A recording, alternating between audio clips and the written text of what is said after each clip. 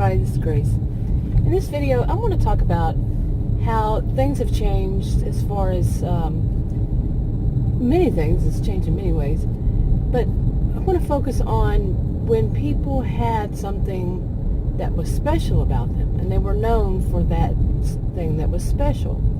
And that these days, with the internet, do people really have anything they can feel they were special, was special about them? And what are the pros and cons of this kind of thing? Okay, we really don't have to go back that far. When I was young, we didn't have technology as it is today. When I was a child, we had 3 TV channels and one phone that was on the wall. I think we might have had another one out in the shop, my dad's shop. He was a carpenter. And basically that's it. There wasn't the kind of, there was nothing like internet. There may have been, but there wasn't. There weren't that many people on it, that kind of thing. It really didn't exist. We had never even heard of it. I remember when I was 28, I was one of the people that we connected our computers together to other people, and telnetted in to each other. That was before anything like you see it now. But yeah, what you had then was your own community. That's where you learn things. You actually use things like encyclopedias and go to the library, along this line.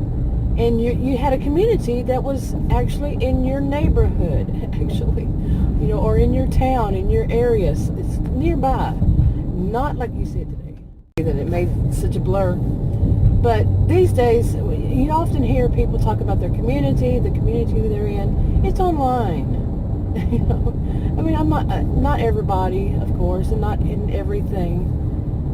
There are still people out there who live in the face-to-face world, and that's their community, and we all live in the face-to-face world, but their community is that of face-to-face. But I think it's become more these days global. What's the pros and cons of that?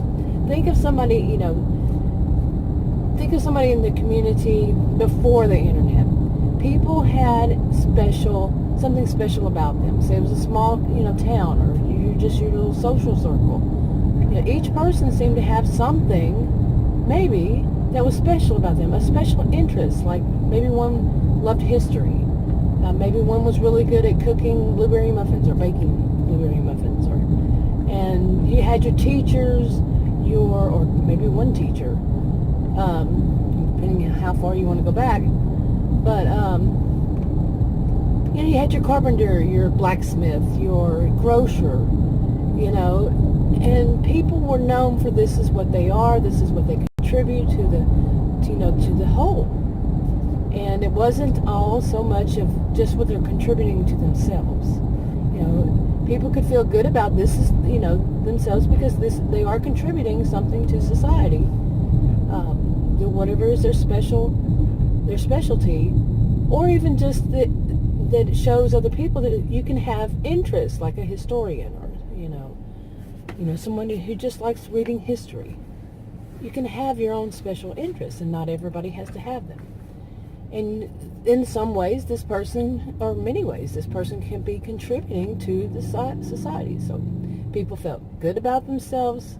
They could, because they were contributing, and it wasn't a competition. It wasn't all that. It was just what they were good at.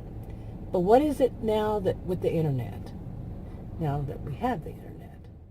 So nowadays, when you get online, and I noticed this, I don't know how many years ago, my first time being online was in 1990, as it is, somewhat like today, but before then, just emails. But 1990, yeah.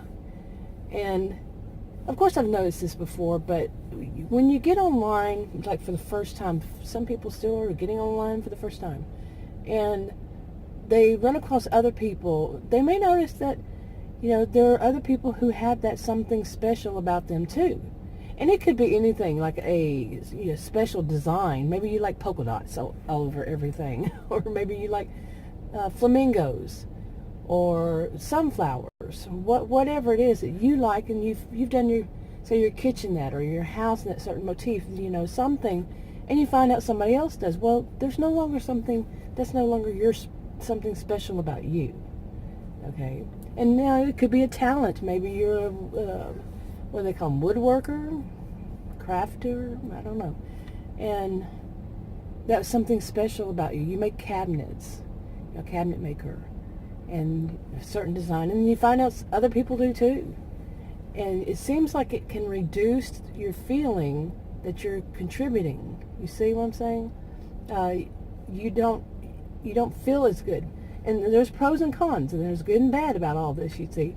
Because some people would say, well, nobody should be that egotistical or take too much pride in what they are. But what I'm talking about more is of feeling good about what you're doing. So you're doing is, you're doing is the best job you can, and you are contributing to others. So there's a side that's good for you, and there's a side that is good for others. You see what I'm saying? Yeah. But overall, what I see is, what I feel and think about it, is that the internet has just broadened it too much. It's good that we have more of a global economy. We can, get in touch with people from different parts of the globe. But at the same time, too much of it, which I want to do a video about that, too much of it can also be a bad thing. It can take away from, the way people feel about themselves and others.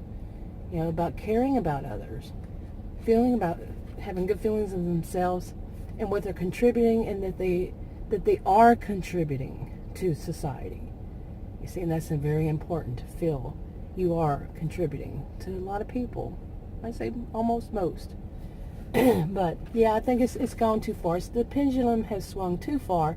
Maybe before, when they only had eras ago, time ago, they only had one of this and one of that. Now it's too many. Maybe. What do you think? Leave a comment below. We'll wrap this video up. If you want to subscribe to this channel, click the circle. If you want to watch another video on this channel, click one of the rectangles. Like, subscribe, comment, and share if you would. And I will talk to y'all in another video.